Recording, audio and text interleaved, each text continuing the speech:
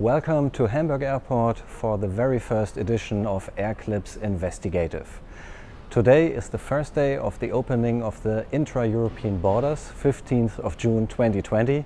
And since it's the very first day where I can travel, I'm traveling in order to look behind the scenes of Air Baltic. I'm jumping on the first flight, or one of the first flights of Air Baltic post-corona, out of the city of Hamburg into Riga, where I'm going to meet all the big cheeses of the company. I'm going to have an interview with Mr. Martin Gauss, the CEO. I'm going to meet the Chief Operating Officer, Paul Skalitis, that you've seen in our films before. And I will also do some cockpit films and some behind-the-scenes specials over there with some actors that you know already. Gerhards, our very famous captain, will be back with us with another cockpit flight as well. And also you will get a lot of new insights. Today, for the very first step now, what really interests me is how does flying feel like post-corona or even during the corona time. So what about the comfort? What about the feeling of safety? What do the airlines really do? And how does it feel? Is it still fun? Well, we're going to find out. Right here behind me you can see that the terminal building is almost deserted. Still, there's almost nothing going on. This should be the very first time of the year when the terminal should be crowded with holidaymakers going for their summer vacation, but there's basically nothing moving. Already when I came into the parking lot this morning, it looked just scary. I was the only one. Really not what you want to see when you go to an airport. Okay guys, here we are at the check-in area. There's not much going on either. It's a few passengers. They all keep the big separation that we are obliged to keep. And things are moving very slow but very coordinated, so very relaxed start into the journey here. Attention please, currently carry-on baggage is restricted to one piece only at the security checkpoint. Thank you for your understanding. Please note the legal hygiene requirements at Hamburg Airport. Wear a mask and keep your distance. I made the first part of the journey. I checked in, that was easy, and then I went through security, and actually that was the first big difference, slightly shocking for me, because there was an announcement that I could only bring in one piece of carry-on luggage, as opposed to the two pieces of carry-on luggage that I was entitled to have traveling in business class and that I actually had with me with all the filming equipment. So I was slightly scared that I wouldn't make it. But then again, announcements were there like every 2 minutes it felt. I went through security, but everyone was super polite, and I think they were just happy that at least someone is traveling. It was all empty and nobody bothered me with the two pieces of carry-on, luckily. This is really an annoying requirement, but I learned it's definitely not an airline requirement. It's police imposed from what they told me, so local authority imposed. But then again, a very nice highlight was me witnessing the early arrival of our aircraft. Beautiful, almost brand new Airbus A220 Alpha Papa. And that came half an hour before scheduled arrival time, because we have strong easterly winds today. It was fast, and Air Baltic is on time always anyway, so that fits. And thereafter I had a quick walk through the terminal airside area, which, as you can see here, is likewise deserted. It's absolutely empty. There's nobody walking. And also they used the time, the recent past here in Hamburg Airport, to refurbish their own airport lounge. And luckily it opened today, so I'm amongst the very first passengers of Air Baltic here to enjoy the new lounge and to inspect it. It smells like a new car. You have these nice new leather seats everywhere around, and they've done a big job. Definitely good news for Air Baltic business class passengers. Whoever is entitled to use this lounge will be very happy. The buffet is replaced by an a la carte service with small snacks for hygiene reasons. And also the little differences now in the post-corona travel time is that when you enter the lounge you have to leave all your personal details. address and telephone number and so on, so that you are traceable in case of an infection gets known later, either of yourself or some fellow passenger who passed through here. And on all the tables you have these cards certifying that they have been freshly disinfected after you used it. So that is really nice. Let me have a quick snack here, enjoy the new environment in the lounge, and then I will head off to the aircraft, and I'm looking forward to flying abroad for the first time in months. Feels a little bit like flying to the moon, I have to say.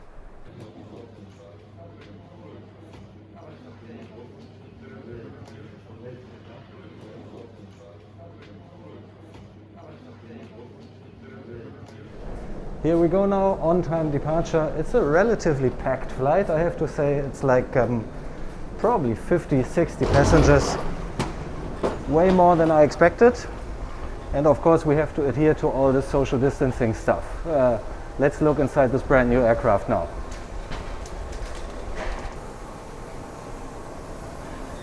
Hello.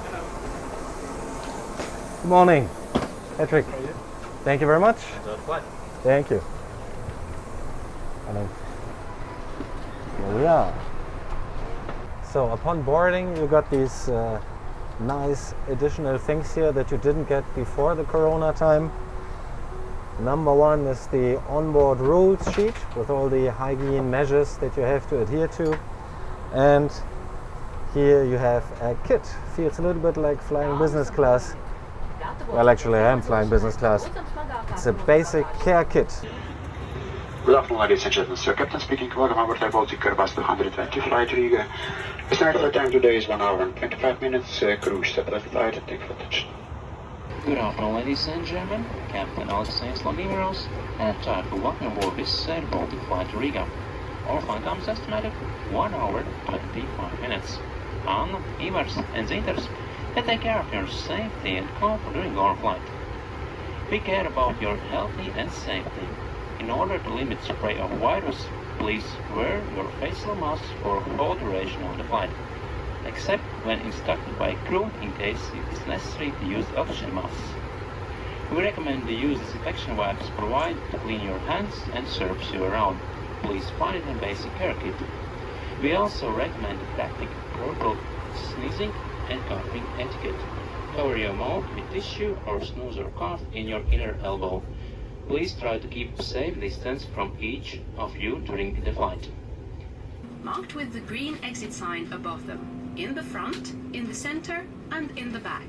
If you need to find the exit, just follow the light strips on the floor.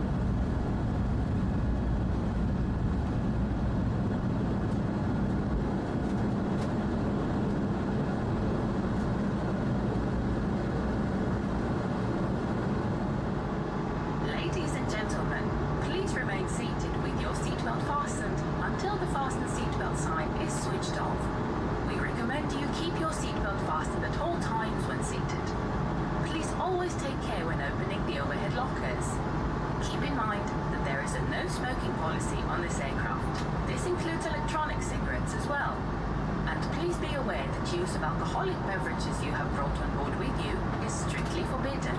Thank you for your understanding. That was a very nice takeoff, runway 33, beautiful weather, great views, some clouds. This is how flying should be.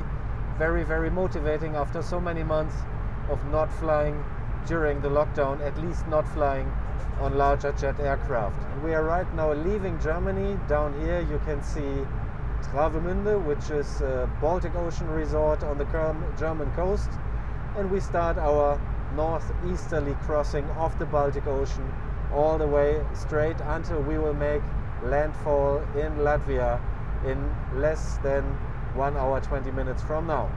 So another specific thing for this flight that I got in the meanwhile is this document that I have to fill out and sign and hand over to Latvian immigration upon arrival. Obviously, with the freedom of traveling in the Schengen area, this is something we are not used to, but it's the first day. Of course, there's new formalities, and still traveling with a bit of formalities is much better than not traveling at all. Less than 5 minutes to go and I will be served my lunch meal here. Looking forward to that. I have to say, I was really curious how traveling feels like. I got a bit of a first impression already now, and I have to say it's so far slightly odd. New things I'm not used to, but it's very safe. I feel super safe.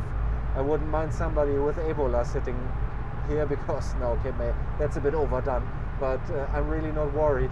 Even if there should ever be some infected person, those measures are very strict, and I think anyone who uses public transport in these times will appreciate that this here has even much stronger measures, giving more reassurance. Not bad. I appreciate it. Welcome, sir. Actually, on the tray, under the tray you can see there is a menu card, but in the menu for information there is a salmon. Enjoy the meal. Thank you very much. Thanks a lot. That looks great. As you can see on my tray, everything nicely wrapped and packed as we are used to have it in airline catering. Also, when the bread offering came, each and every little piece of bread was separately wrapped in plastic. So really hygienic to the maximum.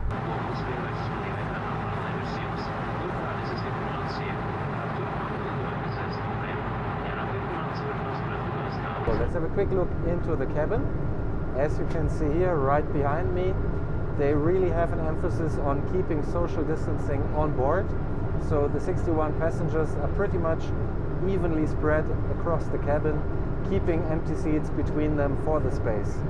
Also, when you walk through the cabin, you see that all the passengers really adhere to the wearing mask requirement, very disciplined. So I guess people appreciate these rules and really like to adhere to it. Let's have a quick walk through the cabin. So, lots of space. And not a big load going on today. Everyone wearing a mask. Having a short nap on the way to Riga. In business class, like on all Air Baltic flights, you have the free seat in between you anyway. You have always a guaranteed free seat next to you. And in the economy cabin, they do it obviously also whenever possible, particularly in this post-corona time now.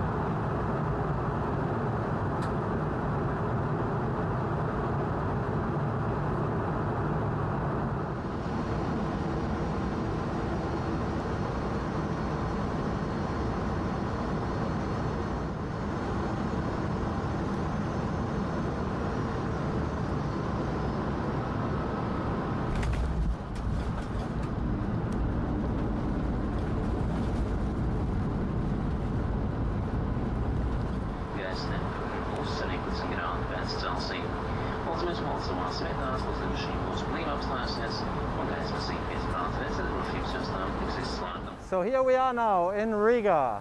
I've been waiting many months for flying abroad, and this is the weather waiting for me. Well, never mind. I'm not here for the weather. I'm here for an exciting look into Air Baltic. So tomorrow we are going to see the simulator center.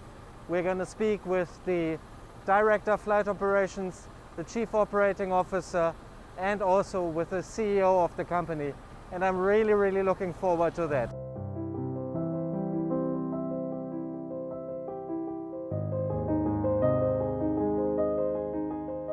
This, what you see behind me here, is the super modern flight training center of Air Baltic in association with IATA. Right in there they have the most modern Airbus A220 simulator of the world, and top-notch cabin trainers, also a brand new A220 cabin trainer, and more training facilities.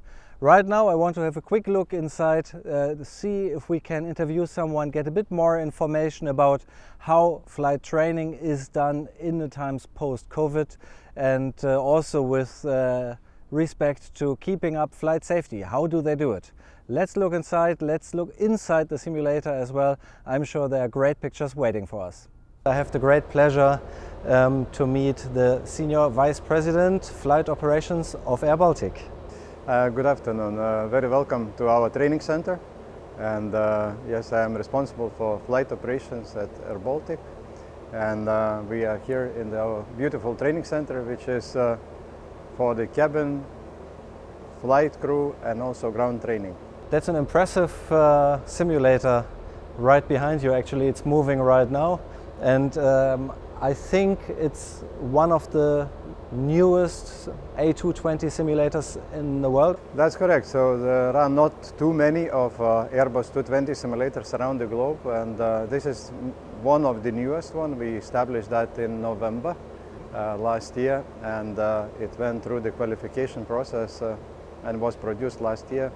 And we gradually increased the number of the slots every month, more and more. Now it's working 24/7, very reliable, and up to the highest standard with all the industry expertise inside, and also all that maturity of Airbus 220 during last 3 years of the operations. Now, you set up this nice new simulator here. Your operation was really booming, and then came COVID. Now, from your perspective, how was that? How was the situation? How was the lockdown? I already told the viewers that the lockdown slowly comes to an end and operation is now slowly restarting. How was this thing for you? For all your pilots, you are responsible for the pilots' safety of operation. How do you manage that without compromising safety? How does that work?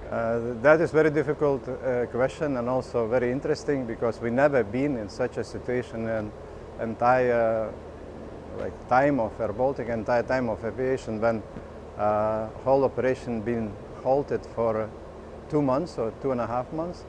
And what we did, so first of all, we took the shock that we need to stop operation, and we stopped in mid of March. Then we took measures to adjust the number of the aircraft. So we grounded all Q400 fleet and Boeing fleet. We left only with the Airbus 220, which is newest and most efficient fleet to operate in the future. We built a plan of how we are going to open. Initial plan was to start in April, mid of April, but of course of the lockdown and the situation developing around Europe and the world moved us towards the mid of May. Then we moved a little bit to the end of May, and from the end of May, every let's say week, we adding 1 or 2 aircraft, and now we operate about 14 aircraft from 22. From 3 bases. One is in Riga, one is in Vilnius, and one is in Tallinn. And of course, during that optimization process of the COVID, we've been in the situation when we have a lot of pilots who've been previously Q400 or Boeing rated, and now that simulator is 24/7 doing type ratings for those guys who hasn't been rated on the Airbus 220. The second issue, which is related to safety, what we did is we understood that 90 days, 3 takeoff and landing legal rule is too long, because neither of the pilots been not flying for, you can be on the vacation for 28, 30 days maximum, or you can take even 2 months, but now we have everybody standing still, and if both crew members are not flying 90 days, we decided, okay, that is too long, and our decision was every 45 days we do a refresher. The pilots coming together with the instructor in the simulator, and they fly not for the test, not for the evaluation, but they fly for re-establishing the skills and normal patterns like a departure, climb, arrival, difficult circuits, and some airports which we decided difficult, and that is for each crew 2 hours. And pilot feedback is very positive. They appreciate that. And before, let's say, if you don't fly 45 days, day before, next day you fly in real environment, you go to the simulator. We have a special 2 hours daily, and two members going every day, and we have everybody current on 45 days rule until the end of COVID. Tomorrow we have the pleasure of getting to know your flight operations on the way to Dublin, Riga, Dublin and back.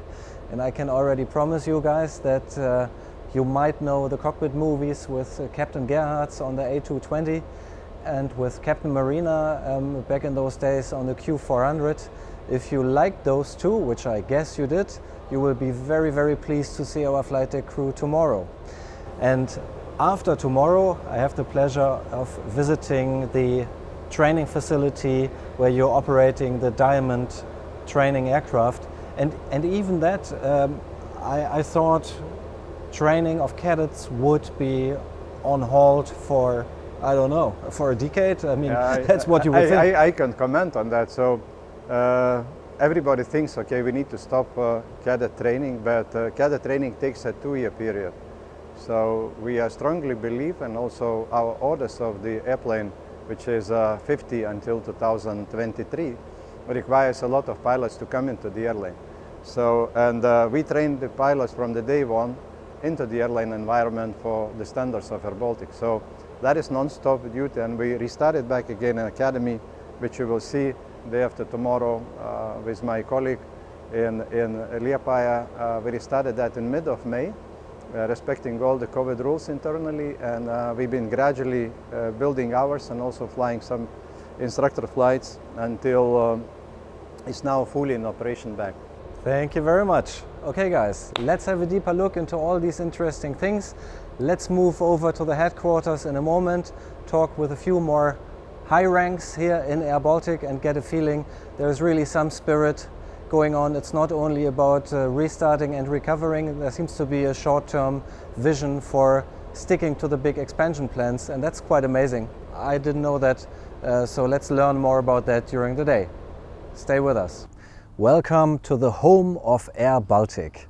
Right behind me you see the headquarters, located like the training center right at the airport of Riga. So come on, join me, let's have a look inside, let's meet those people and let's find out the secret details about Air Baltic post-COVID.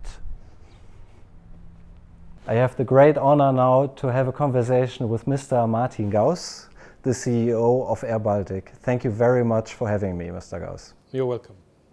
So I hope you're fine, you and your family are well?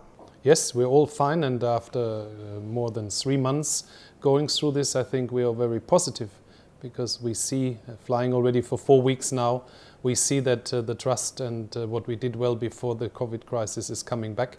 We have more and more passengers, so very happy. You see us in a very happy company because we are finally back in the air and fly. Air Baltic has been strongly in the media. There have been big plans and a very successful growth before COVID, as it looked like. And now, like in every airline, it came to a halt, and slowly you are resuming, actually more on the fast side earlier than others already.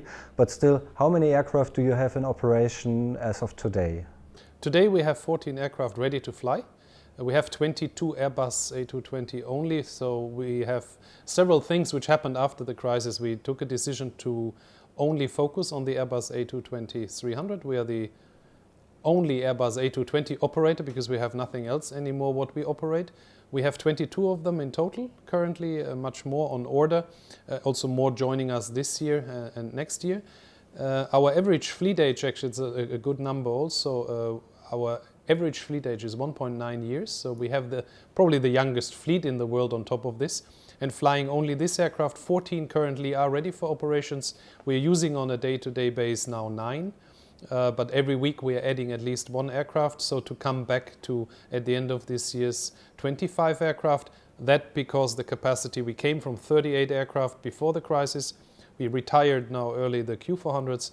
We retired the Boeing fleet. We will not fly them anymore, and that's why we are now a sole A220 operator. and ramping up again. We started 4 weeks ago with just 4 aircraft in the first week, and now adding an aircraft each week. If we can, we will add even 2 aircraft, but not more. And with that, we will be going back to fly our full fleet in September. You've been the launch customer, if I'm right, for the A220-300, is that correct? The launch operator, they call it, that's launch correct. Operator. We have today 22 aircraft, as I said, but we have firm order another 28 to come to take us to 50 aircraft, and we have 30 options of the A220-300, which we would execute at a time when we believe, okay, we can fly more than 50 aircraft. So with that, we are amongst the biggest A220 holding the order book. Delta Airlines, of course, has a larger order book because they have a larger order, but otherwise, yes.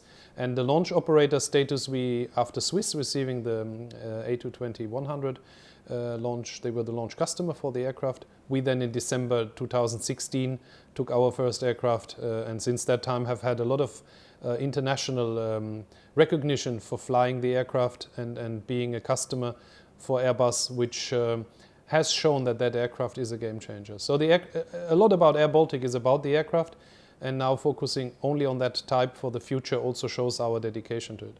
Obviously, Airbus and also the other airplane manufacturers are now very busy receiving calls from the operators asking for postponements, cancellations of aircraft orders. And with that large pending order that you have with Airbus from pre-COVID times, what is the change to your business plan? What are your intentions with the remaining orders that you have still? We took a decision so we were the first airline to stop flying completely on the 17th of March. After the government took a decision that the borders will be closed, we decided that the airline will stop completely scheduled operations. With that, we were focusing for the future on staying, because the most important thing was to stay. We needed to secure future funds, because it was clear that we would need additional equity to go through the crisis. We also reduced our cost, and we took a very important decision to revise our product. We've said we will bring forward a decision which we'd taken in the business plan for the future to focus only on Airbus A220-300. And that decision we took in that first week after being stopped by saying it doesn't make sense anymore to fly so many aircraft, so let us take out the Q400 fleet, 12 of them, and we take out the 4 Boeings which were still there. They are parked here, but they will not go back to scheduled operations. So that was the biggest decision from the A220. Looking now at the order book for Airbus, it helps actually, because a lot of airlines will try to postpone future deliveries, while we of course also need them in a different interval now, but we still want to have all of them to go back to the number of aircraft we had before. And as we are not flying the other types anymore, that helps us actually, and we are discussing currently with Airbus how exactly to bring back all these aircraft we have ordered. So we don't want to cancel any of them, but we want to change the individual delivery dates. For this year, we still intend to take 3 more aircraft in. Wow, well, that's amazing. I think that's probably against the industry trend, and Airbus will like that a lot, I'm sure. I think others will also take aircraft. For us, it's important because we had 38 aircraft before the crisis, and we only have 22 now, because we cannot add the old aircraft according to our new plan. So therefore we will have to just be able to go a little bit back on capacity to add a few aircraft. That's the reason why. Otherwise, I would agree, you would probably not take new aircraft this year. But we cut off 16 aircraft in one go. That helping us to reduce our exposure and our capacity by not using these aircraft anymore. So we did 2 things in one. We reduced our capacity by not using an aircraft we in the future did not want to use, but it also helps us with our Airbus delivery getting a more sustainable and new aircraft in, which was there anyway coming over the next years. Regaining passenger confidence into traveling, into air traveling, is probably the dominating topic right now when we think about restarting the aviation industry post-lockdown. When I was traveling here on your A220, nice aircraft, yesterday, I could already see a few measures. Would you like to give us a short overview, please, over what are the measures taken? So to start again at the revised product, key is that we focus on the most modern narrow body available in the world, which is the Airbus A220-300. The aircraft comes with a filter system where the airflow comes from the ceiling, goes down on the floor. The whole air is changed, and it's Hepa filters, which are used like in clinical rooms as well, to filter the air. Every 2 minutes, all the air is completely filtered, and an air mix is created with new air from the outside, with warm air mixed together and brought back into the cabin. So from a filter system, it's the Airbus, or all modern aircraft, are very, very good because you're filtering the air. So that should help to have the air on the aircraft. The passengers get, and this is why I have this here, the passengers get, when they enter the Air Baltic aircraft, from the cabin crew, a basic care kit. This has one mask, single packed mask in there, and disinfection wipes. I think so far we're the only airline in the world giving out such a kit. The reason for that's why we're doing it. We started flying already 4 weeks ago. We anticipated we would need masks on board. At that time it wasn't clear. Now it is clear. You have to wear them even at airports. And a lot of people come with a mask because you have to have it at the airport. But then the mask might be wet, or you might not really have the mask. Therefore we said, okay, everybody has the choice to use this one. And everybody has a fresh mask when on board. On top of this, we have a disinfection of the aircraft. You can, around your seat, you can do it with the wipes which are in here, but the aircraft in Air Baltic gets disinfected, each of the aircraft, when it returns to Riga, in a very intense procedure. So it's a very high disinfection done on each of the aircraft. So this is what we do. We, of course, on the other side, a lot of passengers might think, okay, what is it like with a mask? Can I drink something? I can say we had last week just alone 10,000 passengers. We are flying for 4 weeks. I've flown myself twice already back to Munich. And what happens is you go on board, you take your seat as before, nothing changes. You're wearing your mask. But then our cabin crew comes through the cabin and serves the food, or you can buy food in the economy cabin. You can have your business class meal as before. And what happens then is you take your food, you take your water, you take your coffee, you take your mask off. There's a description on how to do this. You have your drink, you have your food, and after you're finished, you just put the mask back on. So that is how the service now looks like. On the boarding and deboarding, there is a distance between the passengers now at the airports is announced. We also announce on the aircraft, if you leave the aircraft, that you please stand up from your seat so that there is a flow of passengers going in and out. These are the changes. The rest is exactly the same. Yeah? We take off from the same runways, fly the same air, and we will come back to normal flying. It's just now everybody, you probably took your first flight, so everybody now has to take his first flight again to see it's the same than before. The only difference is that you are wearing a mask to protect you and others, and the rest is there. And our industry is coming back. Air Baltic has already 4 weeks of experience of coming back. We had flights with only 5 passengers on board, but we also had full flights again. And we see now every week the bookings going up. And I hope that that trend continues, because as an infrastructure, aviation is needed. And to bring economies back to where they were, you need aviation. Now we have a lot of avgeeks amongst our viewers as well, and I'm very glad that I'm obviously sitting in the airline CEO's office with the most airplane models in any CEO office. Right behind you there's a table with countless Air Baltic models, and I think that either you're a very keen collector of these models, or there might be some other story behind that possibly. No, actually there is a story behind it. The aircraft models, it's 80 of them. It's the small Herpa models, metal models. They are lined up there. And when we placed the order for up to 80 aircraft, the idea was actually from our head of corporate communication, from Alice Bride. She had the idea to decorate at the press conference with these 80 little aircraft the desk. And then they moved to my office. And in my office, we took each time one was manufactured and flown over from Montreal to Riga. When it touches down here, we physically put it from the left to the right.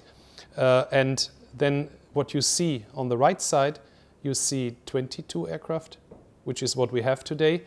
On the other side, you see the ones to come. And I have to say that not only you spotted this in this office, it's probably the most photographed thing in Air Baltic, because every journalist who in the past came asked for it and took interesting photos of it. And this board, which is behind me, has been photographed and has been published a lot of times. It is not that I like to have airplane models, it's the opposite. I have only 2 other models. It's the aircraft which we fly here, the bigger models.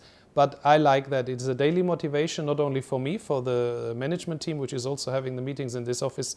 And we all are motivated by each of the aircraft coming and then putting these little models. It gives you every day a visualization of where we want to go.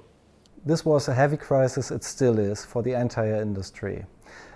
Is there anything positive that you can take out of it for you, for the future of Air Baltic, for your further way to go, that is resulting from this particular time that we have been experiencing here?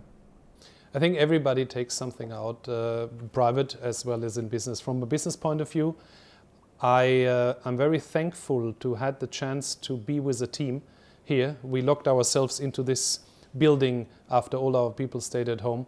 With all the measures, we made this very sterile. We had a lot of measures. We had COVID tests and all of this. We worked, the top team of this airline, 11 people, worked here for 2 months, more than 2 months, to prepare the new start of this airline. Even on weekends, even at nights, to make the airline go back in the air. What I learned in this time, how strong and how important it is to have a strong team to work with, to do something where nobody knew when we started and focused on staying, that we at the same time, when we secured that we can stay and secured the needed equity, that we could revise the product to come up with something, and when we started flying, that it works so well. That is something I took, and it will definitely help me for whatever crisis come. If you focus on that you have to go through the crisis, you change what you have to change to then focus on the growth, which we can do now. That is a big learning for me, and it worked very well here. And I'm now just looking forward of continuing the success of Air Baltic, which we had before the crisis. There's a way, but we are on the way already. And I'm hopefully in a couple of months or years be able to tell you that all these aircraft which were still supposed to come have moved to the right side. We wish you all the very best of luck for this further mission to go. Thank you very much for your time and support here. And thank you for the opportunity that we could have that interview. Thanks. As you heard a moment ago, Martin Gauss, the CEO, was speaking about Hepa filters. What the hell are Hepa filters? I wanted to know that a little bit better. And we just went out to the apron to our beautiful ride that we are going to have to Dublin tomorrow. And I met Mr. Loris Mikkelsons, Vice President, Compliance and Safety, if I'm not mistaken. Correct, Patrick, thank you. Hi, Loris. Thank you very much for taking the time. I was told that you might give us a little bit of an idea what HEPA filters are about, and maybe that you could also show us one. Okay, well, especially for Air-Clips, we organized this opportunity to open up an aircraft forward cargo compartment, and we're going to show you where the high efficiency air particulate filters are located. And we will actually show you also a live sample of one. Super. So we'll access the panel. We have also technical department guys to help open it up for you. Okay, cool. Let's go inside the compartment and we'll see the filter. Perfect, thank you. Let's go. We are now showing you the new HEPA filter, what it looks like. This is the box, it comes from the manufacturer.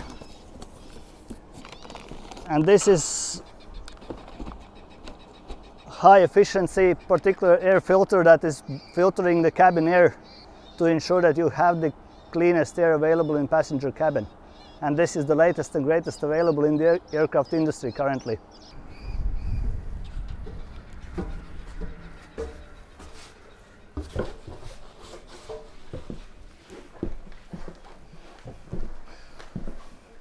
Especially for Air-Clips, we have removed this panel of the forward cargo compartment so that we can demonstrate the access to the HEPA filter of this Airbus 220.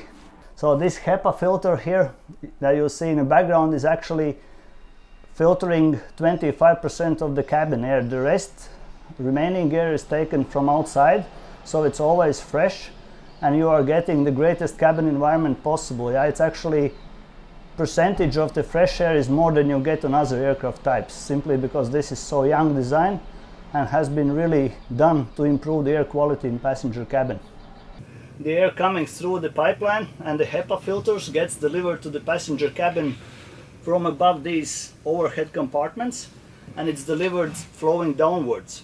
Then it's sucked in behind the wall panels so that actually air is delivered to you locally, and there is no air mixture overflowing between the passenger rows. So you are actually getting your air individually. It's being delivered to you and taken away from you individually.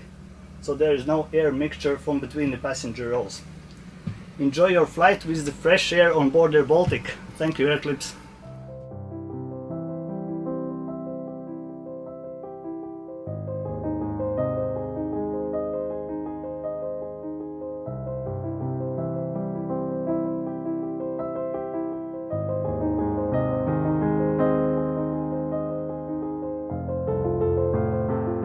Right after Loris Mikkelsons has explained to us the HEPA filter, I took some 2 hours in that aircraft to fit all the cameras, and that was actually yesterday evening, and now it's early morning Riga. I'm just crossing the bridge over the river here. I'm basically alone, no traffic, and I just got my lifesaver, my Circle K Deluxe coffee in the morning, heading off back to the airport for doing the photo flight to Dublin this morning with Captain Marina from our famous Q400 film and with Captain Gerhards from our Heraklion film and the delivery film from Montreal. So I would really like to find out, how did they experience the lockdown? How did they experience the situation? How did it feel like? In the previous films, they've been really promoting their jobs as pilots, encouraging people to follow them. What is left? Is that still the case, or how do they see the future for pilots? How do they see their own future in Airbaltic? I want to find out more about that, and I would like to invite you to join me. Cheers! So a very warm welcome to all of the AirClips fans joining us today. Not the first time we've done one of the videos for AirClips. We're in our home, so to say, in the home of Airbaltic here in Riga in Latvia, and we're just preparing for an early morning departure to Dublin. And my name is Gerhard Ramke. I'm chief pilot here at Airbaltic, and have the pleasure to fly today with Marina. Yeah, hello everyone from my side also. Today will be a special flight from Riga to Dublin. We'll going to have 2 captains today on a flight deck, and on the right side I'll have a chance to fly with a chief pilot. Well, the chance, how to say, we work together every now and then. The airline has become a little bit smaller. We will tell you about that later on during the flight. How to say, we've always been like a big family. Now we're a slightly smaller family. Nevertheless, we enjoy working together and meet each other every now and then. I have the pleasure to fly the right seat with Marina today. Not that often that we can have 2 captains flying together, so this is a nice opportunity as well.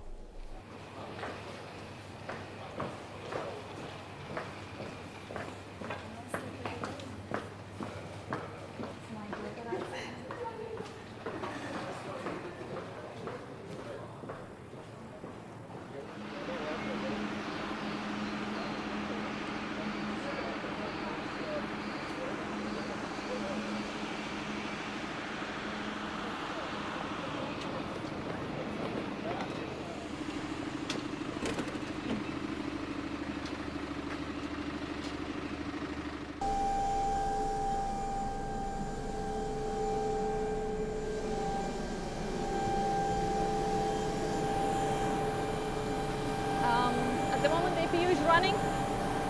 We can see a little door, which is not a little hatch, which is not even with the fuselage over there. So that's the APU air intake door. So, and it's also a little bit noisy here.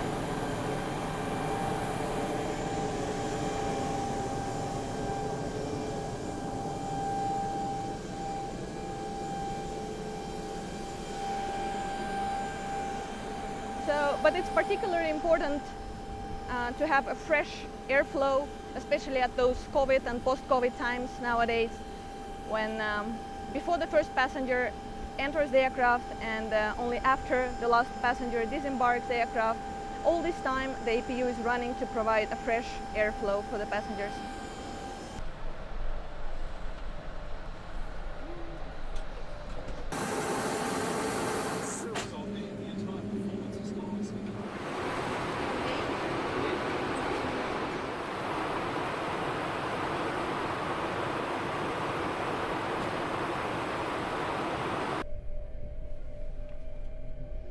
Baltic 6 Alpha 1 is runway 18 available for us? Will coordinate. Thank you, standing by. Perfect. So I'll see. Yep.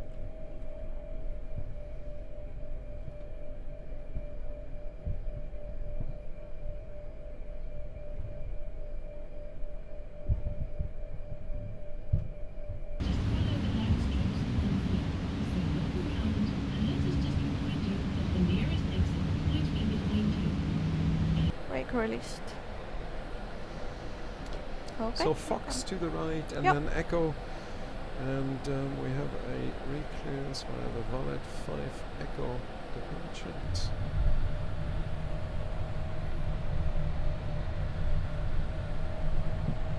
Baltic 6 Alpha 1, wind 170 degrees, 2 knots, runway 18 clear for takeoff.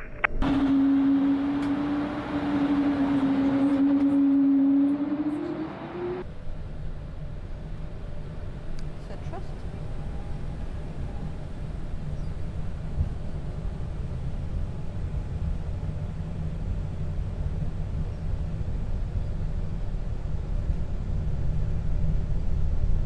knots thrust set.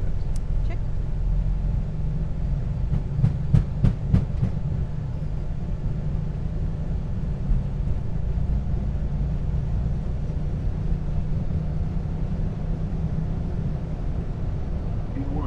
Rotate.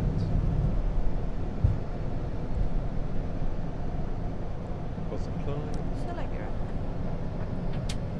Gear up selected. FM as well. Checked. Thrust. Checked.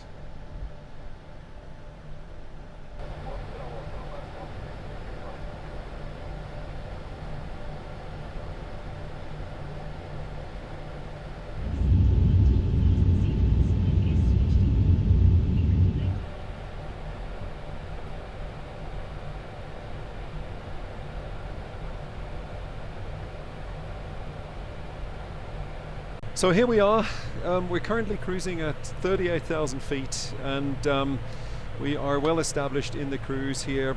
As you can see on the map, we've just passed the coastline of Denmark, and we are further down on our way then into the UK, which we will be crossing, and before we then reach Ireland. That is basically our entire distance, which we still have to go. Talking about presentation of information to us, I think a very nice piece of display is the ICAS. So it's the right side of my display number 2, which basically tells us visually if we have any non-normal or special selection of any switch or button in the aircraft. So it tells us also, including any malfunctions on the aircraft, it instantly appears there, and basically with the one quick scan of the ICAS we can see in which positions, in which status is our aircraft. And at the moment there are 3 notes there. Wing anti-ice off, that's a requirement for our aircraft above flight level 350. Backflow high, that's related to the fresh increased flow of air for the passengers during those times. And no pad, that's a standard item there. Pack flow high is of course something which we have introduced now with this aftermath, or it's actually not even the aftermath. We're still dealing with Corona. Basically just within the last days the borders of many countries have opened up again, and we find ourselves in this situation that we have increased flights now after having been on ground for a long time. So within a period of nearly 3 months we've only done a few flights which were mainly repatriation flights, picking up stuck passengers who were on a trip somewhere else. It might have been vacation, might have been business or family visits or whatever, and to bring these people home again. That has been our main task, and we've only done a few of those. Now that normal line operation starts up again with, of course, significantly reduced passenger numbers for now. We've put measures in place. We've been working heavily on these things in this period of 3 months to see the optimum introduced to ensure that passengers are comfortable flying again. A lot of different issues have been addressed, discussed, taken care of, implemented as procedures. We as an airline, we want to be on the forefront of the industry movement to ensure that passengers really feel safe traveling with us, and that there's no point of discussion at any time when it comes to being protected as much as they can. Then before the boarding we do measure temperatures. That's an automated procedure. We've invested in pretty expensive cameras who produce an image checking the temperature. Not all is really scientifically proven that would be a measure there. Of course, apparently even people who do not have the symptoms and still carry the virus. But we want to do the most we can to ensure that we have at least, taken into account all of these measures. And I think in general, people are usually very concerned during this period about flying, that they're sitting so close together and the aircraft is a closed space, let's say, in a cabin. But actually the airflow in the aircraft is done in such a efficient manner, vertically from up to down, in a way that it's not really mixed up with the air of the person who is sitting even on your side. I also talked about APU quickly during my external walk around, that as a procedure we have it mandatory to switch it on before the first passenger enters the aircraft, and switch it off only after the last one leaves the aircraft, to keep this constant flow of air being refreshed in the cabin. Absolutely. So before you would have switched the APU on either if you need electrical power, which we don't need at that stage because we still have ground power connected, so from the service unit on ground.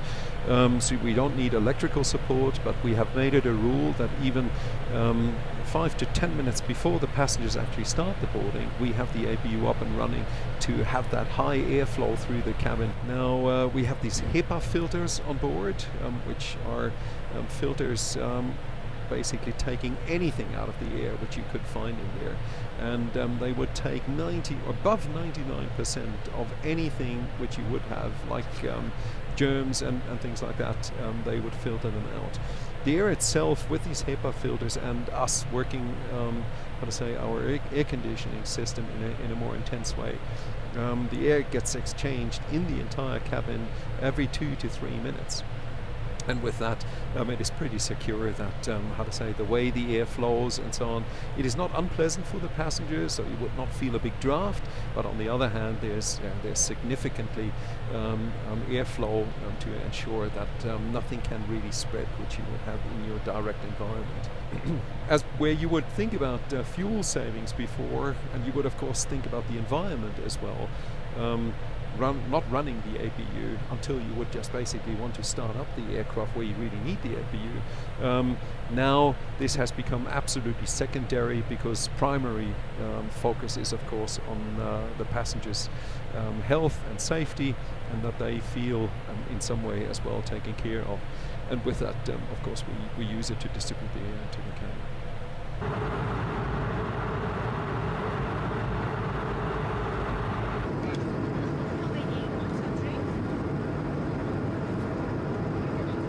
Now we're very much focusing on ramping up the business again and our flights, to see that those colleagues whom we had to release, where we've put a guarantee on re-employment out, and we will re-employ these people in the sequence of the way we had to release them. Yeah.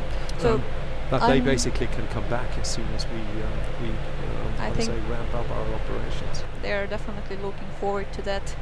Yeah, because I'm the lucky one who stayed in the company, and of course I'm super happy about it. Of course, that was a tough period, and there was a certain extent of uncertainty in the beginning, but I think the company managed that in a very good manner. So we indeed, how it was already told, we stopped practically all operations, and I was not flying for around 3 months. As majority of pilots, I was spending my so-called isolation period in another country, so I was not involved also with any repatriation flights. So I had basically time for myself. Nevertheless, it was all well communicated from the company, including the unions. So while I was at home, I still had all the information, what was happening in the company, which steps are taking. Our CEO kept us informed on a weekly basis. In the beginning, it was even daily update of the information, what the company did today, what's the plan for tomorrow, etc., etc. Also, the unions did a very well their job. They stepped in and they supported us in every possible way. But of course, that could not be avoided, the process of letting some people go. But yeah, hopefully that's a temporary solution. Yeah, we very much hope so. And that will get, we've got very ambitious plans for the future when it comes not only to the ramp up now, we're adding flights every single week. The passenger figures are still not what we really are hoping for. People are, of course, they're holding back with their travel plans. At the same time, there's still a certain uncertainty when it comes to other countries where you would need to go. What are the measures there? What is the development of a virus spread, or how are the figures actually really now contained, and so forth. So we hope that will ramp up as well, and that we'll see figures grow. Hello, my name is Ivars. I'm cabin crew team leader, supervisor in company, and I have been working for 5 years. Today we have a flight to Dublin, which takes 2 hours and 40 minutes to get there, and the same time on the way back. Today we are on a very special aircraft with a Latvian national flag livery, which is also, you can see it here on my little pin. This was made for Latvia's 100th birthday. We also have 2 aircraft with a Lithuanian and Estonian flag as well. So people usually are quite excited to board those special livery aircraft. This pandemic came, and we were actually the first company that stopped our flights. We were the first ones, and now we are slowly resuming them. I think that most of our colleagues, I would say all of them, like no matter they are working in the office, they are technicians, cabin crew or pilots, they are really happy to get back to work, to fly again. And everybody is really coming to work with a smile on their face and with a pride in their heart.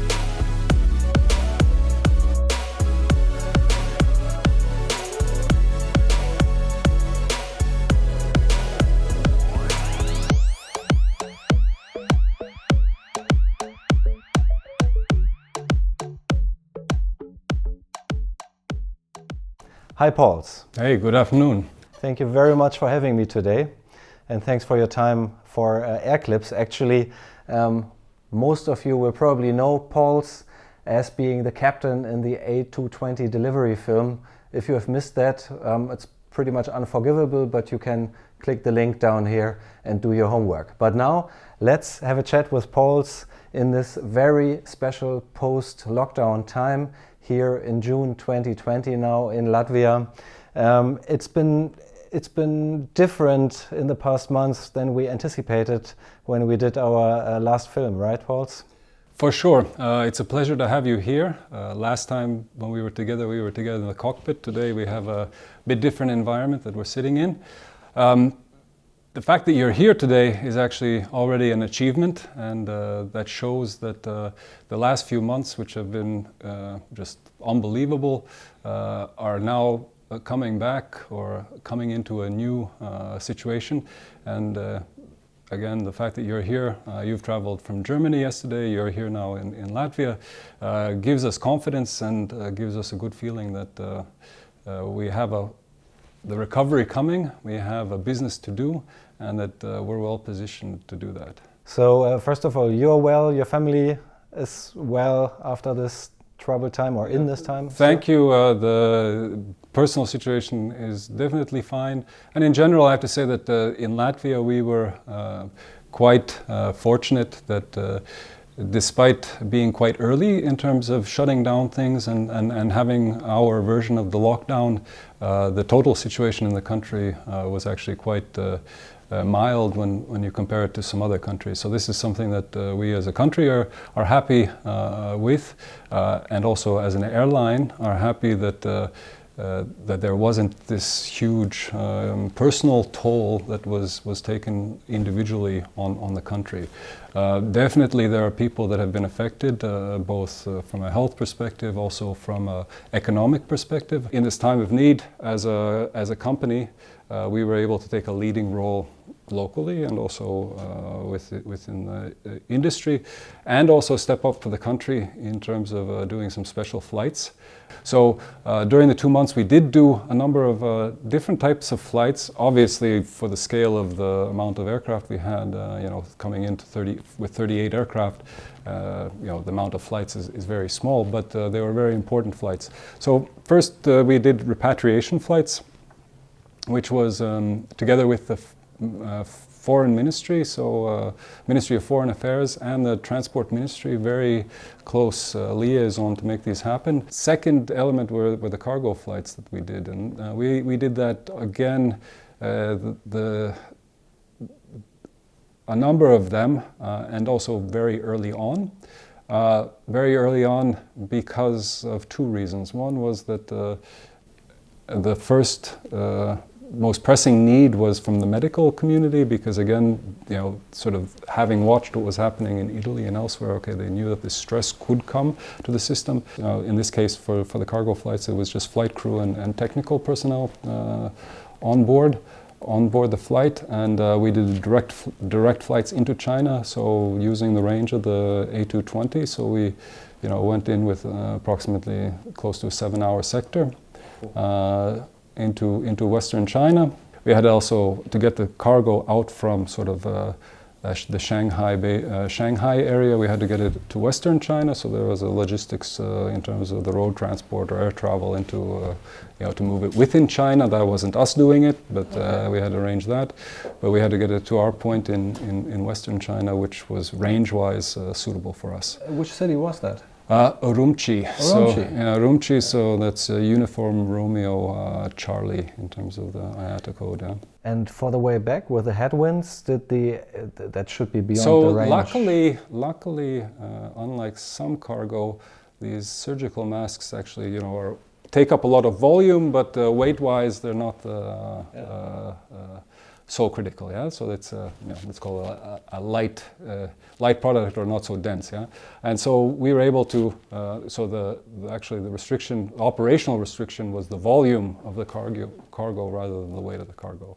So we could also get back direct from China to Riga, and and we needed to use extended duty time. So these were now, because these were now non-commercial flights, yeah, they are now not part of our normal sort of AOC type of operation. We were able to get permission from our authorities to have an extended duty time for the crew involved. So there was, you're saying there was one crew going down and back? Yes, it was the same crew coming back. So it was Wow.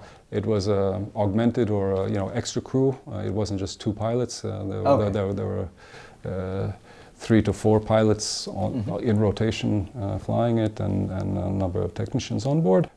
Before the flight was flown, we had a team doing a mock-up of the different size of boxes that we knew that we would get, and trying to find, okay, does it fit under the seat? Does it fit proper? How many can we get into each locker, and so on. So we really tried to play out and be prepared. But as life has it, do you think the boxes were the right size that we had tested? Maybe not. No. Okay. So that was a surprise. Once you get to Urumqi, what was promised turned out to be a different size. But okay, they managed to improvise and find a solution, and then mission done. And because this was actually probably the most important one, because we even had a hospital that one of the main hospitals in Latvia had reported, to us within the group working with this, that they were down to the last 1,000 masks or something like this at the time when this flight came in. Stay healthy, stay happy, and stay successful on the further path.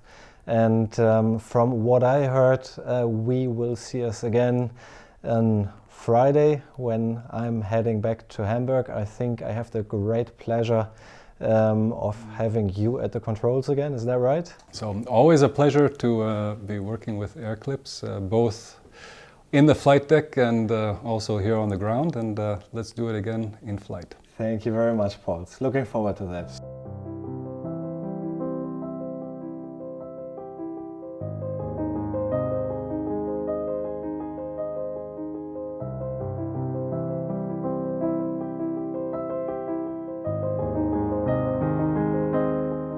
After yesterday's fantastic flight to Dublin and back to Riga, now I'm on my way almost 300 kilometers to the city of Liepaja, which is located in the southwestern part of Riga, of Latvia, and close to the border of Lithuania. And I want to find out two things there. Number one, how does it really feel like for students of the Air Baltic Pilot Academy to be trained in such times just post-corona? Are they really confident that they will still get a job with Air Baltic afterwards, as it's common for cadets of the Pilot Academy? And the second thing is, I would like to see a little bit about the touristic highlights of Latvia. So Latvia is understood to be a beautiful holidaymakers destination. We have 30 degrees here, it's beautiful summertime now, and they have a long shoreline, long beaches, long coast, and maybe we can combine it today and have a closer look.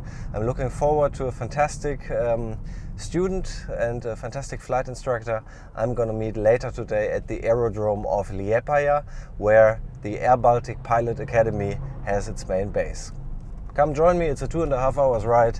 Let's get over there, let's have a closer look. Hi everyone, welcome to the Air Baltic Pilot Academy. My name is Alessandro Scorana, I'm one of the flight instructors of the school. We are in Latvia, in the city of Liepaja. And this is, we are going to take you in one of our flight, and our student, Elena, will tell you a bit more about it. Hi everyone, I'm Elena. I'm a student here at the Air Baltic Pilot Academy. I have about 100 flight hours in my pocket, so it's not going to be a professional flight, still a student flight, but we are going to do a cross-country check flight. We will fly from Liepaja to another airport called Ventspils, just along the coastline, and maybe we will take you for a little sightseeing tour as well along the coastline. You can join us in our brand new training aircraft. It's a Diamond DA40 next generation. It's equipped with the state-of-art avionics Garmin 1000 and with a lot of new interesting features that make the training of the new pilot to the next level. Let's move to the plane. Let's go. Let's go. We need the vets. Yeah, right.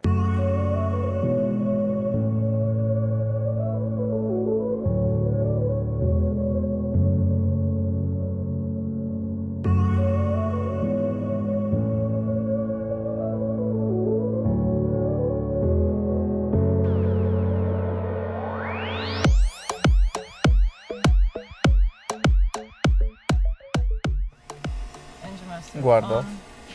Blows off. Start engine.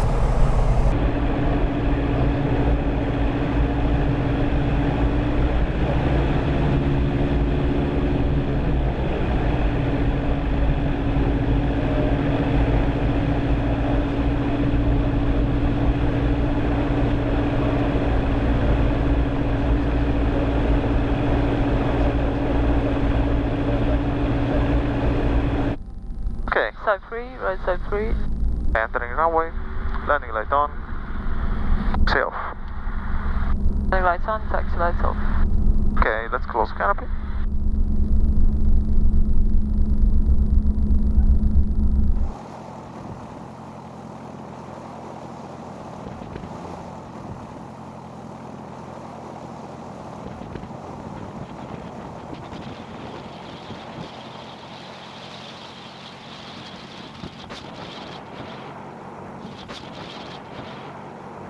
And Alpha Bravo, wind 070 degrees 10 knots, runway 063.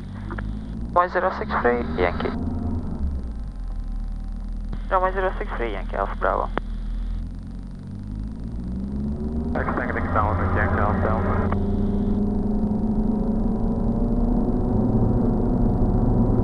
Alpha Delta, no problem, traffic already rolling. Roger, that's turning Yankee Alpha Delta. 5, engine instruments free.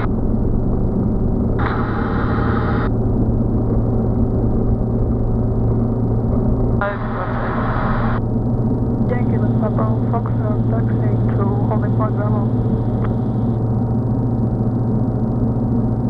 German Alpha Delta, confirm 1 touch and go. Confirm 1 touch and go, Yankee Alpha Delta. Yankee Alpha Foxtrot, how much time do you need to prepare for your flight? Around 5-7 minutes. Yankee Alpha Foxtrot. Yankee Alpha Foxtrot, then you may start taxi via apron and hold position. 500. Alpha Bravo, Lepa, you're identified. No report traffic on your route to Skede and QNH 1010. Yankee Alpha Bravo, it looks like that you are proceeding to the south. Have you changed the flight plan? Negative, we will join right downwind, then right base and proceed to shed. Gotcha.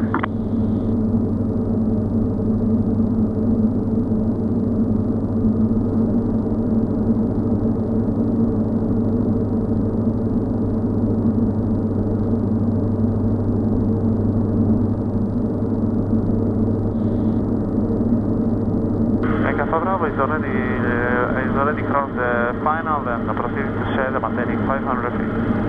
Yankee Alpha Bravo, identified. Right, so we are proceeding to... Okay, so what's your next point? After shed. Proceeding to Skede. And after Skede we will go to Jurka on my map. Actually, we will go to Akmenjerok. Akmenjerok. So guys, this is a popular holidaymakers destination, right? Lepa, it is. It's actually one of the most popular cities in Latvia on the coast. Actually, one of the most beautiful beaches on the over here. So many people coming from Russia or Lithuania to enjoy the summers in Lepa.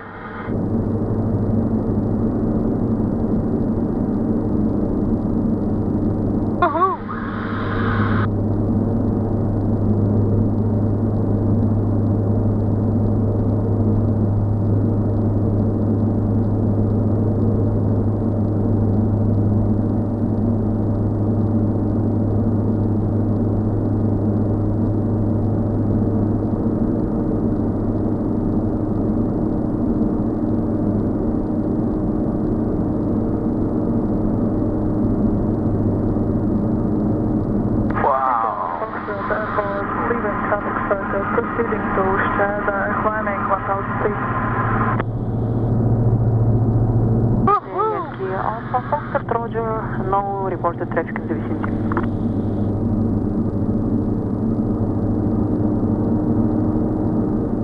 Yankee Foxtrot identified. Report together. Continue. Thank you. Can continue. Air control. Okay, Mike as well.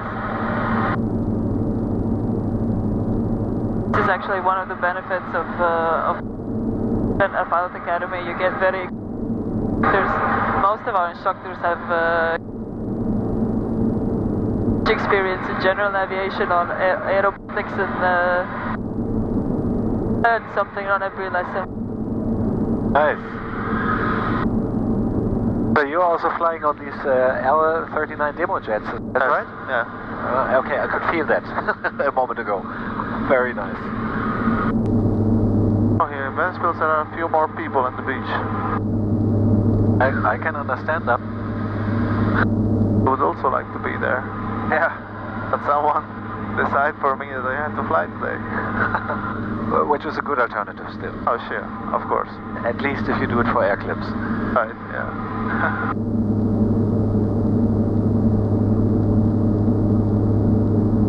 First of all, you worked in the management of Air Baltic, so that's an interesting transition and good chance for people, I think, working for Air Baltic, no? Autopilot aviation, yeah. Yes, I used to work for Air Baltic. I used to run the social media team, and I got to do actually pretty cool stuff, like travel to the air shows with Air Baltic, like the new Air Baltic A80. I got to see deliveries of new aircraft right from the factory in Canada, and actually people from Air Baltic, pilots like Alessandro and other people, were the ones who encouraged me to go and apply, because I always wanted to fly, I always wanted to be a pilot, but my initial idea was to do the job that I was doing then, earn some money, and then do a BPL and fly for my own fun.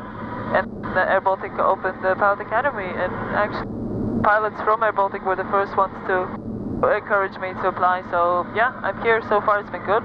We've gone through a quite rigorous training. Now all that's left is flight training. I still have about 100 hours to go. So you're halfway now, roughly. Yes.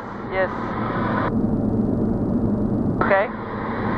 And actually this is a very good opportunity for students to join the academy, because doing it with an airline is a different deal. You get to do it with instructors coming from the airline or with very specific backgrounds, and let's say it's an easier way how to get from the school to the, let's say, to the working place. If you are well motivated enough and performing well, instructors will definitely recommend you to fly within the company.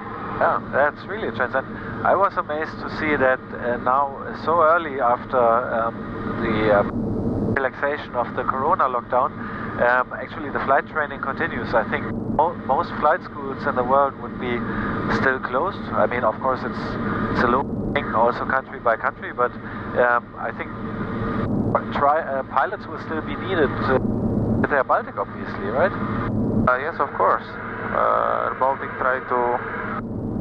is now in the process of changing his entire fleet to the most modern Airbus 220, and yes, one of the main reasons why the Air Baltic has established the Pilot Academy is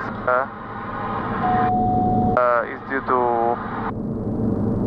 training pilots for the airline. So every student who is coming out, who has passed the assessment and joined the Pilot Academy, has already a guaranteed job with the company. That's something, yeah.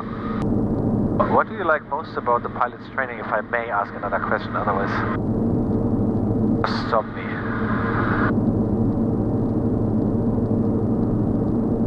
I think the best part, if we consider Air Baltic Pilot Academy, is that everybody, including theory instructors and flying instructors, are actual pilots who have been flying. Let's say theory instructors. Sometimes you sit in theory Why do I need to know this? Why do we have to study in so much detail? But the instructors are pilots from the company, and they would usually have a good story about how they have used this in real life. The same thing with what we're doing here today. Dead reckoning. I might ask Alessandro, why do we need this? Because the company pilots told us that they don't use dead reckoning at all because they have FMS systems and everything. I bet Alessandro has a few stories about how he actually used that point in his life. So I guess the best part is about learning from people who have the experience, who can explain why we are doing what we're doing here. Yeah, good point, yeah. Now we are flying on this aircraft, which is, let's say, the latest version, and the best thing what any student could actually hope for. Everything is automated. If we talking about the old style way of teaching, this cannot be applied to this type of aircraft. Because everything here is automated. We don't have any lever control. Even like a simpler Cessna had more controls than this. Everything here is resumed and included into a primary flight display and a multifunction display. It gives you tons of information. And we've got thrust lever, which automatically controls the propeller speech, the mixture. We don't need to lean any mixture. Everything is automatic. It looks absolutely surreal. It looks like the A220 yesterday, actually. Yeah, that's what the airlines like now, to teach the students from the very beginning on an airplane which looks as close as possible to what they will be flying in the... Information, November 703, Tango Bravo. And what is the most stressful part of the pilot training? What would you skip if you had a chance to? I think stressful is the amount of knowledge that you need to prepare yourself to be ready for the exams. I wouldn't say that the theory itself is very hard. The hardest part is about managing your time and managing your motivation to study such an amount of information in such a short period of time. So it takes some dedication and discipline for the theory part. Flight training, in my opinion, is a lot more fun than theory training. But in the meantime, as Alessandro mentioned, we are trained to be airline pilots. Follow the SOPs, we have to follow. And we get marks at every check we get. Now we have June 2020. Which month do you plan to be finished? We should be finished by the end of this year, and Airbaltic should start hiring people from our group by this time next year. So the idea would be over Lima Papa. I will decide at some point to cut off the power, and you will just do all your engine failure, in-flight emergency drill, and done for that.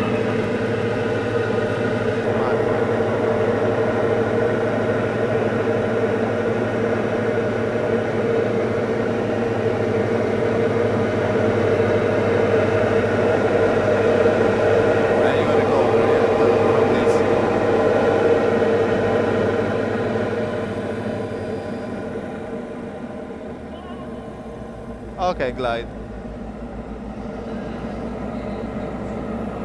Leaving 2,000 feet for glide approach.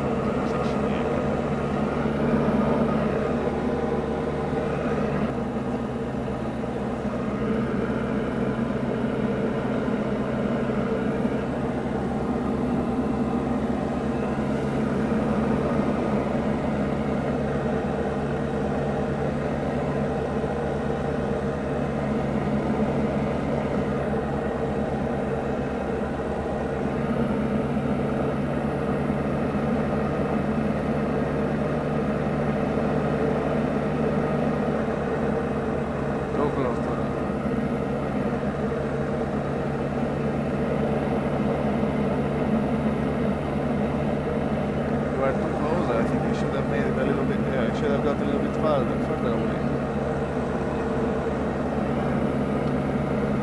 Full flaps.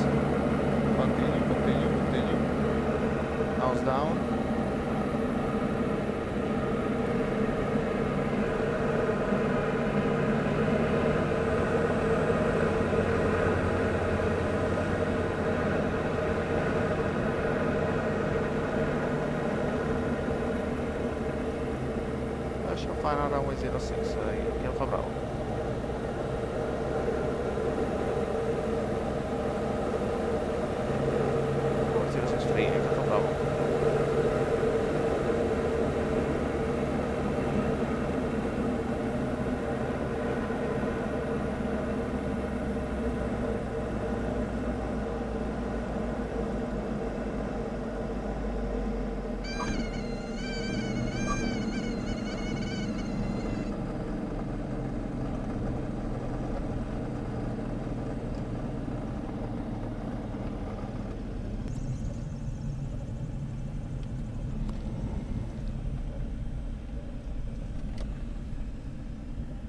You are too close to the runway. How do you feel? Good? Fantastic, thank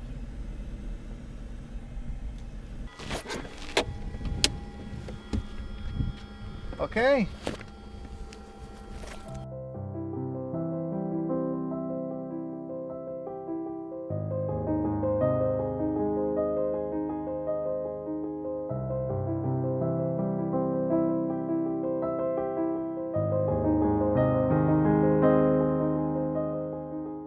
For one last time, I'm saying good morning from Riga while I'm on my way to the airport.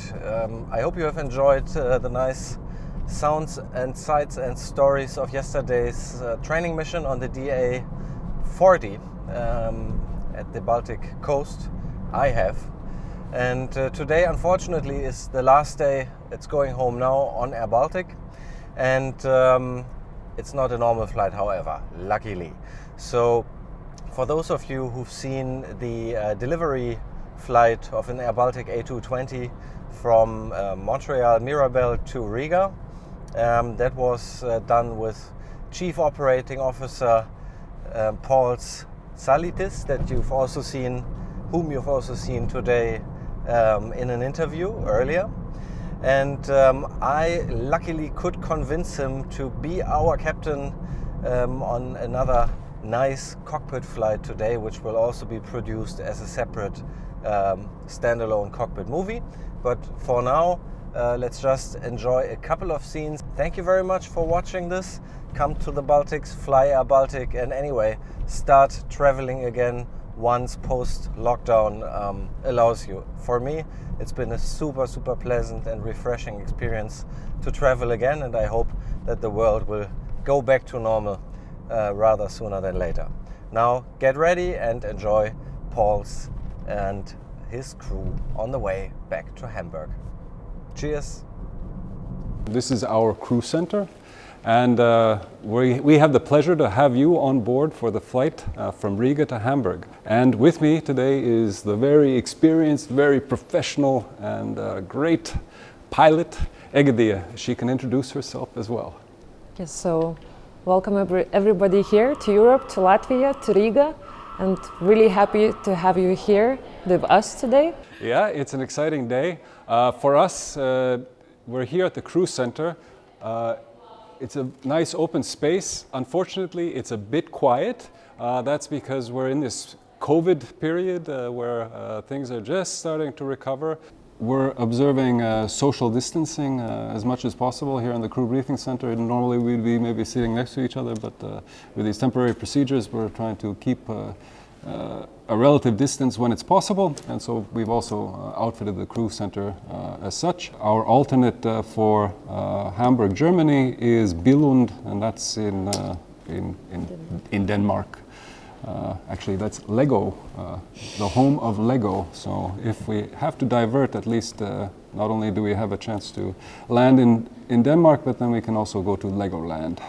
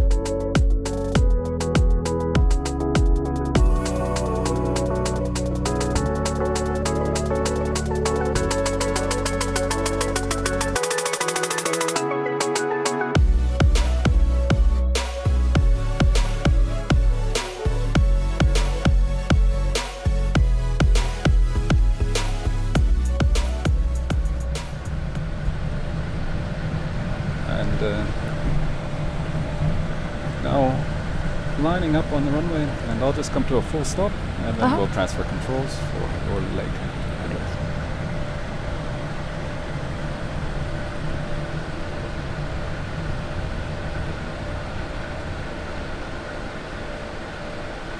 So your controls. My controls, auto throttle is armed. Let's go.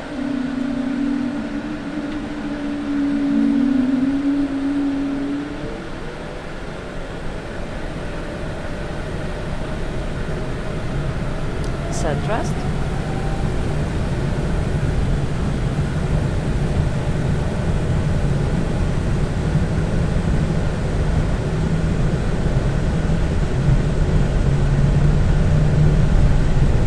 Knots, thrust set. Check.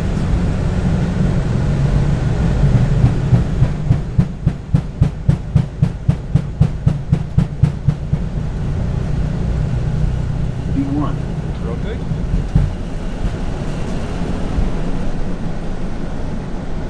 What's that fine? Side gear. Gear up selected. FMS2.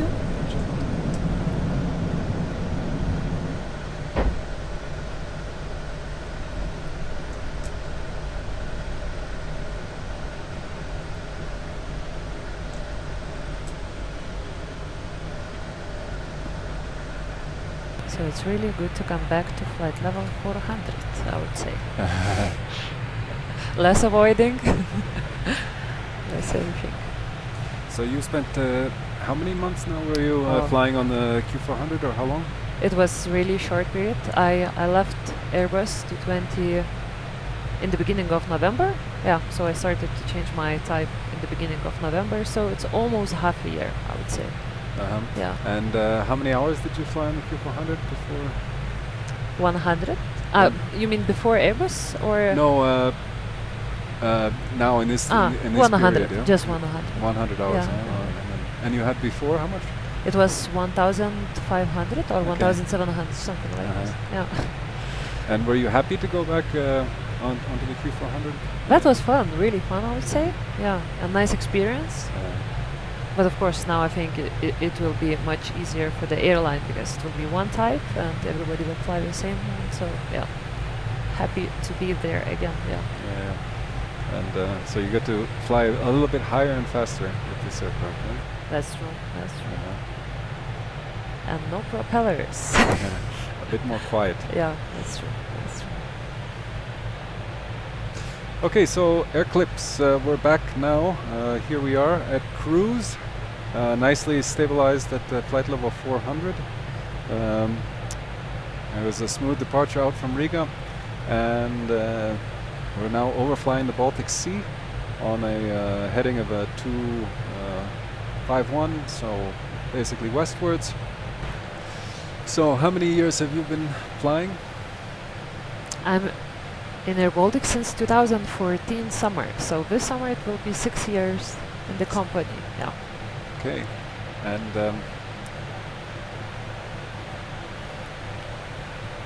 and still happy every day to come to work. Really enjoying it. Yeah.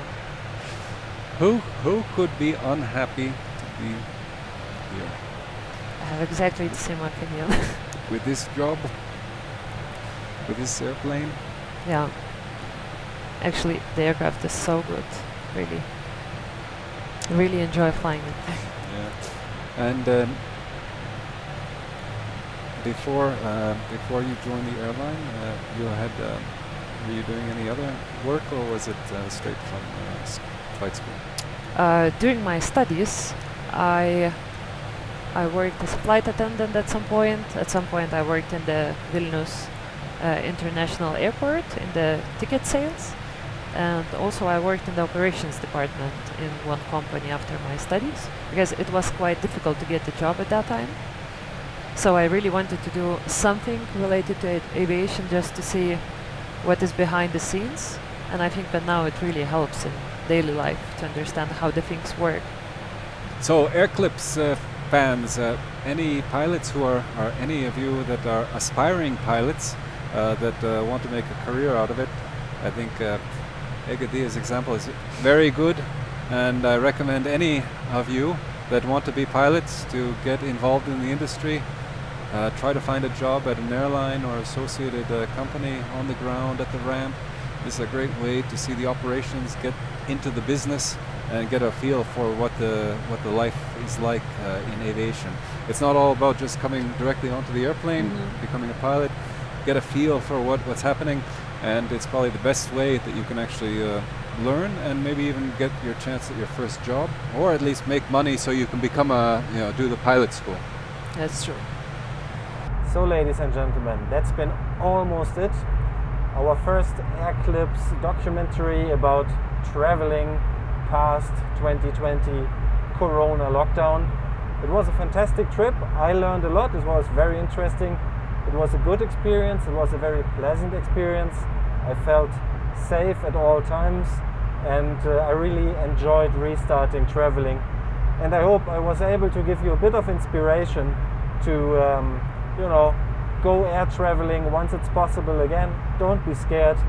As they say, start buying airline tickets like some of you bought toilet paper when the Corona crisis began.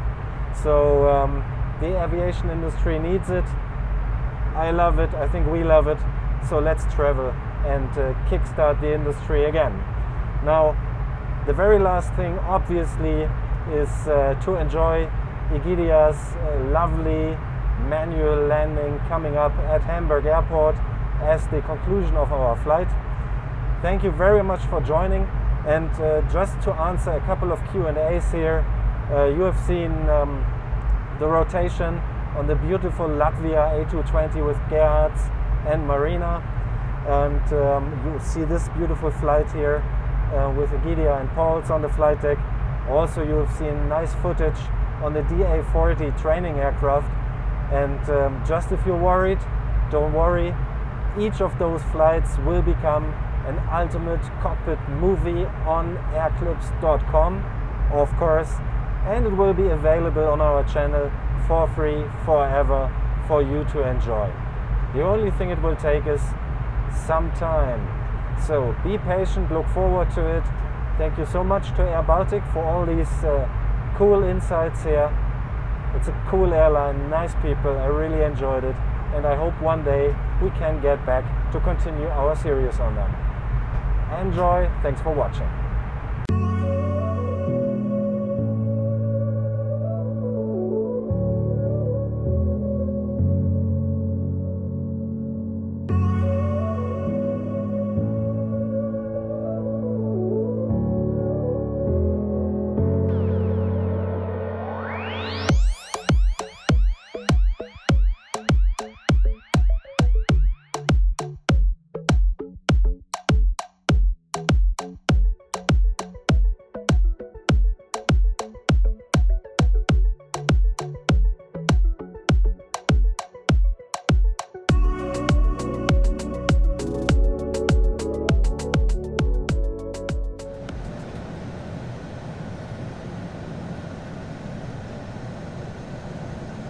plus 100. Checked.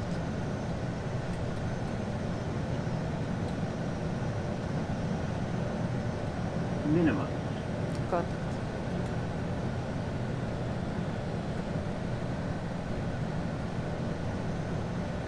$100.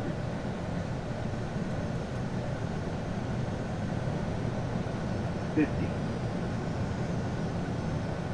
30. 20. 10.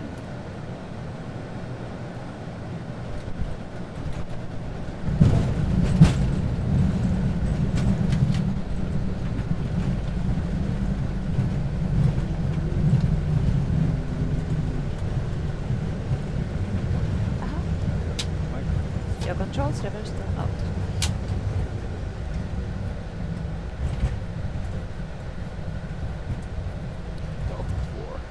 Good.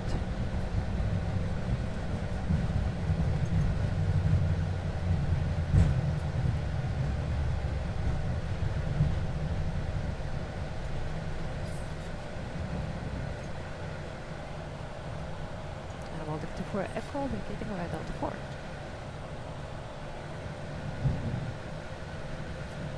Delta 1, cross runway 33 Airbaltic 24 Echo. Right side is free. Checked. continue with Delta 1 and we're clear to cross 33. Yes. After landing. APU now or later? Later when we get closer to the Wind chill. Yes. Yeah.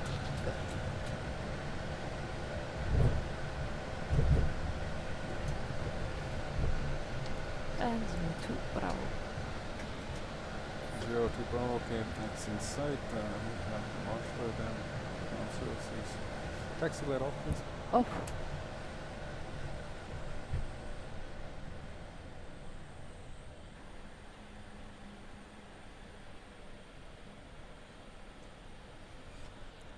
Okay, AirClips. Welcome to Hamburg. We made it. We had a nice flight. And this is where we say goodbye. We hope you've enjoyed it. You did a great job bringing us here, a great flight, a great landing. We hope you've enjoyed being on board. It's been a pleasure having you here. And there are more AirClips to watch, and there are more AirClips with Airbaltic. So follow, like, subscribe, and see you on the next video. Bye.